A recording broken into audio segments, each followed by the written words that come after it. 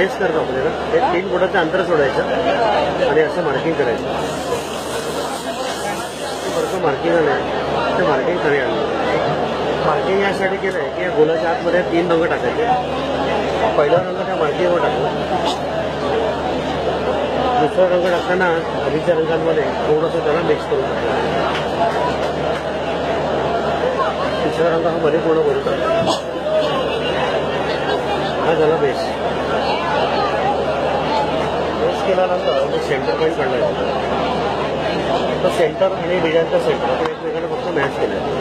आता जाळीवरती पांढरा, पिवळा आणि पोपटी हे रंग फिक्स आहेत. डिझाईन कोणताही असलं जाळी लाईट कलर असल्यामुळे हे बेसला वापरायचे नाही.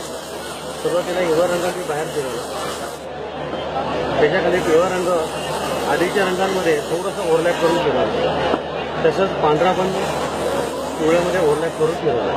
आता शेवटी पिवळा रंग पांढऱ्यात मिक्स करायचा आणि डिझाईन हळूहळू हे पूर्ण करायचं.